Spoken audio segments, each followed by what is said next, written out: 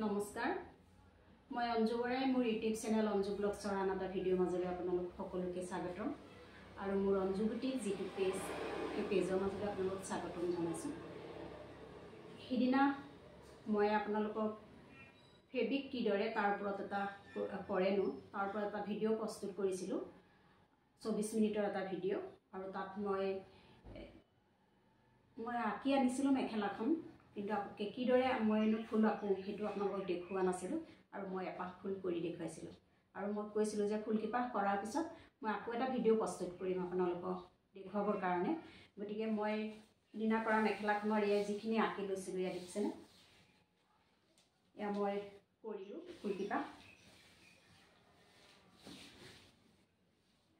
এয়া দেখিছেনে এই গোটেইকেইপাহ ফুল কৰি হ'ল। কালি মই ভিডিঅ' প্ৰস্তুত কৰিব নোৱাৰিলোঁ অকণমান কিবা বেলেগ কামত থকাৰ কাৰণে, কিন্তু আজি মই আপোনালোকক মইনো ফুল কিদৰে আঁকো মেখেলাখন যিহেতু কমপ্লিট কৰিব লাগিব গতিকে মই কিদৰে ফুল আঁকো আপোনালোকক আজি মই দেখুৱাম। আৰু প্ৰথমে আপোনালোকক দেখুৱাই লৈছোঁ এইখন টেচিং পেপাৰ বুলি কয়। মই যিহেতু ফুলপাহ সৰুকৈ লৈছোঁ, এপাহ ফুল কৰিছোঁ পাহ ফুল, গতিকে মই ইয়াত ফুলপাহ আঁকি লৈছোঁ। এই পাহ দেখিছেনে আপোনালোকে বাৰু, আৰু এই ফুলপাহ গোটেই ফুলপাহ মই এটা সৰু বেজী দি ফুটাই ল'লোঁ। লোৱাৰ পিছত মই এইখিনি আপোনালোকে আগতে আপোনাৰ কাৰ্বন পেপাৰ দি ফুল আঁকে, কিন্তু মই আজিকালি কাৰ্বন পেপাৰ দি ফুল আঁকিবলৈ বহুত সময় লাগে, সেইকাৰণে মই কাৰ্বন পেপাৰ ব্যৱহাৰ নকৰোঁ। আৰু মই এইখিনি কালাৰ দেখিছেনে, ইয়াতে মই এখন কেৰাচিন তেল দি কালাৰখিনি তিয়াই আনিছোঁ আৰু ইয়াতে অকণমান কটন কাপোৰ, এয়া দেখিছে কটন কাপোৰ দি পেলাই মই কালাৰখিনি ল'ম। আৰু ইয়াত যিহেতু বেজী দি খুচি খুচি ফুলপাহ মই ফুটা এটা উলিয়াই লৈছোঁ, গতিকে ইয়াত চাপটো নিশ্চয় বহিব, কিদৰে আপোনালোকে ভালদৰে জানে। আৰু এই কথাখিনি সাধাৰণতে চবেই দেখুৱাই নিদিয়ে, কিন্তু মই যিহেতু ভিডিঅ'টো প্ৰস্তুত কৰিছোঁ মই ফুলপাহনো কিদৰে আঁকো সেইটো আপোনালোকক সেইকাৰণে দেখুৱাই দিম বুলিয়ে ভিডিঅ'টো প্ৰস্তুত কৰিছোঁ আৰু আপোনালোকৰ সুবিধা হ'ব। গতিকে মই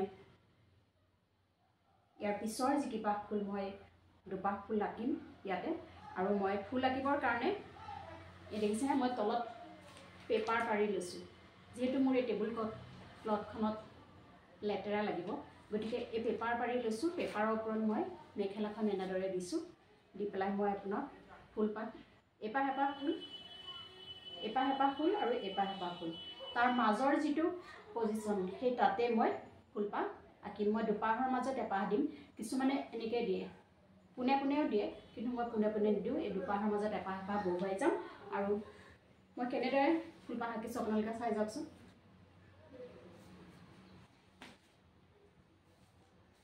মোৰ আঁকি যিহেতু অভ্যাস হ'ল, মোৰ ইমান মেজাৰমেণ্টৰ কথা নাই, মোৰ হৈয়ে যায় আৰু অলৰেডি।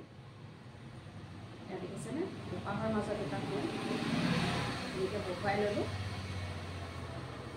আৰু ইয়াত যিহেতু ৰং আৰু কেৰাচিন তেল আছে এই কটন কাপোৰখনত, মই ইয়াতে পেষ্ট কৰি দিলোঁ। আৰু যিটো ফুটা আছে এনেদৰে আঁকিলে মেখেলাখনৰ বেলেগ পাৰ্টত নালাগে। এই দেখিছেনে ফুলপাহ হৈ গ'ল কিমান ধুনীয়াকৈ, বেলেগত নীলা ৰংটো বেলেগত লগা নাই, মাত্ৰ য'ত মই চিনটো দিছোঁ ফুলপাহ বহুৱাইছোঁ ড্ৰেছিং পেপাৰখন তাতেহে ফুলপাহ হৈছে। কিন্তু কাৰ্বন দি আঁকিলে সাধাৰণতে চবতে ৰং লাগি যায় আৰু সেইকাৰণে মই আজিকালি কাৰ্বন ইউজ নকৰোঁ। এপাহ মই আঁকি দেখুৱালোঁ, তাৰ পিছৰ এপাহ মই আঁকি দেখুৱাম আপোনালোকক।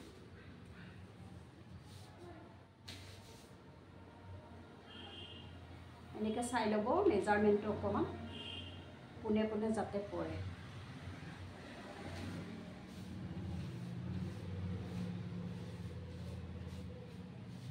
এতিয়া 2 নম্বৰ ফুলপাহ আঁকিলোঁ, এয়া দেখিছেনে আপোনালোকে, এয়া 2 নম্বৰ পাহ। আৰু এপাহ ফুল আঁকিম, যিহেতু মোৰ টেবুলখন সৰু অকণমান আঁকিবলৈ প্ৰব্লেম হয়, কিন্তু আপোনালোকক দেখুৱাবৰ কাৰণে মই কামটো কৰিছোঁ।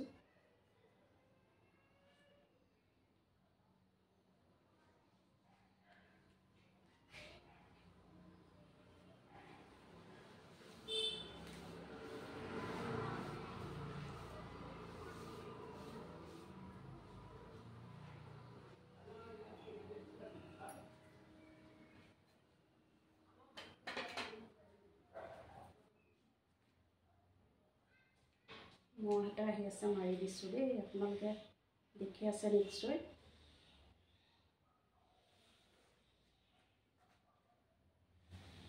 আৰু ইয়াত 3 নম্বৰ পাই ইয়াত দেখিছেনে মই আঁকি দিলোঁ। এই 3 পাশকে মই আঁকি লৈছোঁ আপোনালোকৰ আগত, আৰু মই আপোনালোকক এতিয়া কৰি দেখুৱাম এপাহ।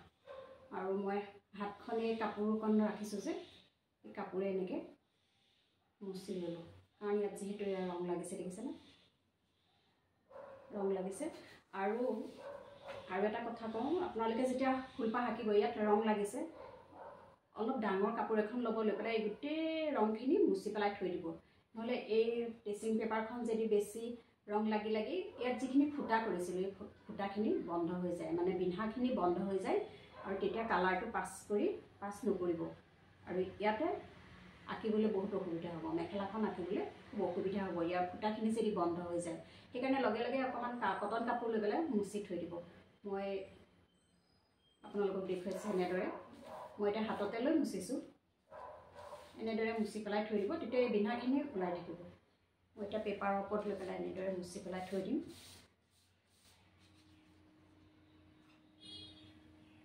মই 3 পাহ ফুল আঁকি ল'লোঁ আপোনালোকৰ সন্মুখত। আজি মই সিদিনা আপোনালোকক মই ফ্ৰেম লগাই দেখুৱাইছিলোঁ, কিন্তু আজি মই ফ্ৰেম নলগাওঁ, যিহেতু মই তলত পেপাৰ পাৰি লৈছোঁ আজি, গতিকে ফ্ৰেম নলগাওঁ। আৰু এপাহ ফুল মই আপোনালোকক কৰি দেখুৱাম। আজি মই ফুলৰ টাবটোৱে মোৰ লগত সাৰথি হিচাপে আছে, পানী যিহেতু লাগে অকণমান, গতিকে মই ফুলৰ টাবটোকে লৈছোঁ, আৰু মই এপাহ ধুনীয়াকৈ আপোনালোকক কৰি দেখুৱাম।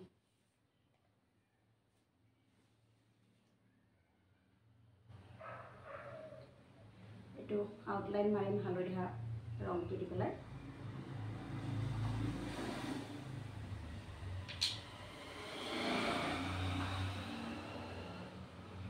জিৰ' বাৰ্ছ ল'লোঁ, আৰু এতিয়া মই আউটলাইনাৰখিনি ধুনীয়াকৈ মাৰিম।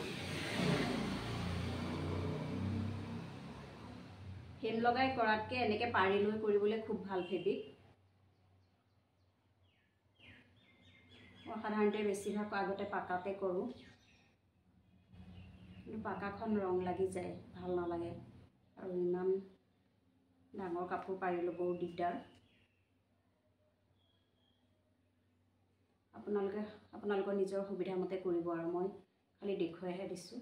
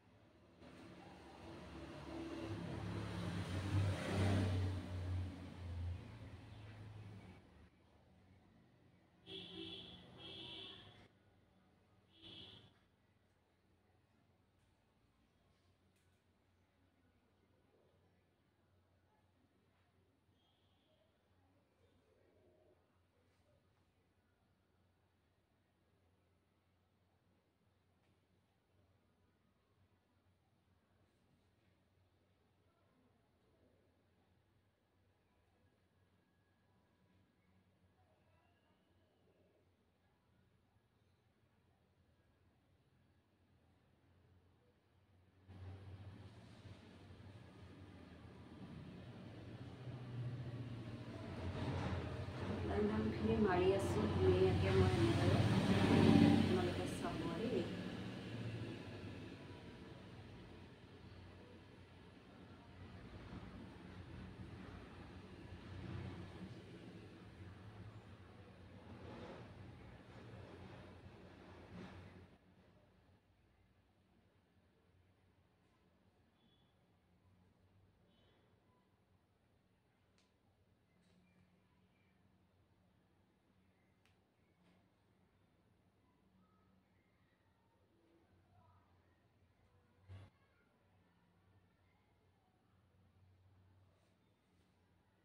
মই এতিয়া ধুনীয়াকৈ আউটলাইনৰ মাৰি হৈ গ'ল ইয়াত দেখিছেনে অলপ মই দাঙি দিছোঁ চাই ল'ব ভালকৈ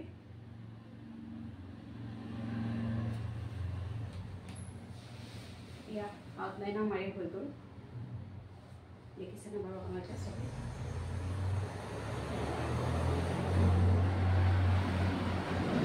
এতিয়া মই ছেটিং কৰিম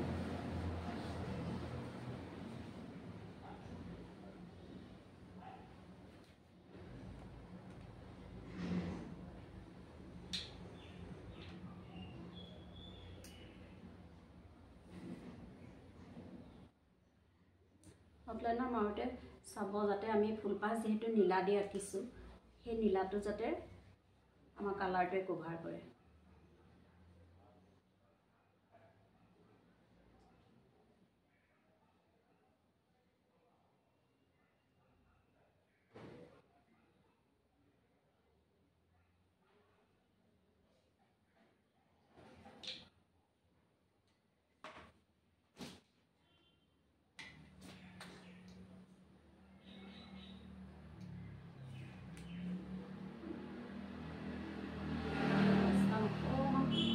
আছিল যেহেতু পানীটো তিয়াই ল'লোঁ ধুনীয়াকৈ আৰু এতিয়া মই ছেডিং কৰিম এইটো কালাৰ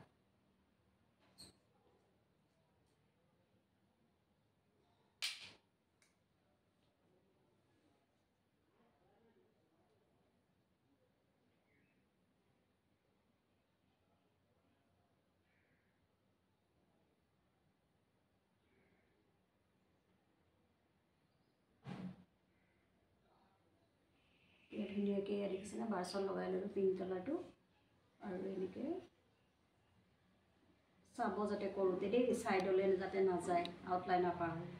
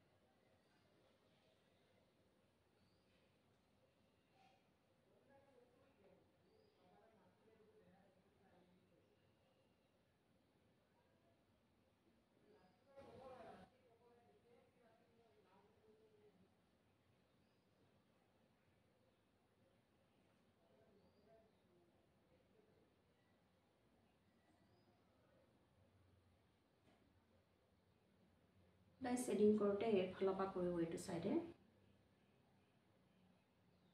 আৰু বাৰ্চডাল মই 5 নম্বৰ লৈছোঁ আপোনালোকে 4 নম্বৰ বাৰ্চো ল'ব পাৰে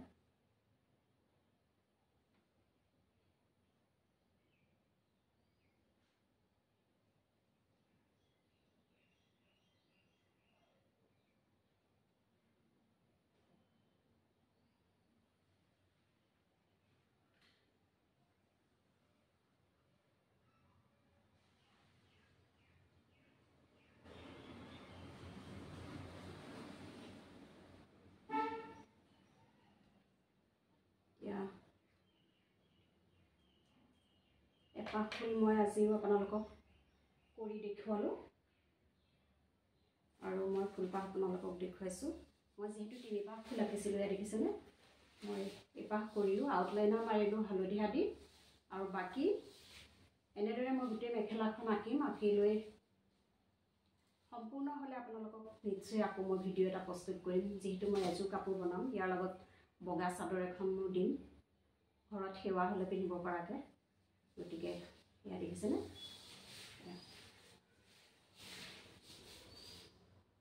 এযোৰ ধুনীয়া লাগিব বগা যিহেতু পাহ পাহ ফুল দি গতিকে পুনৰ আপোনালোকক নমস্কাৰ জনাইছোঁ আৰু মোৰ চেনেলটো যদি ছাবস্ক্ৰাইব কৰা নাই তেন্তে হ'লে নটিফিকেশ্যন পাবৰ কাৰণে ছাবস্ক্ৰাইব কৰি দিব বুলি মই আশা ৰাখিছোঁ ধন্যবাদ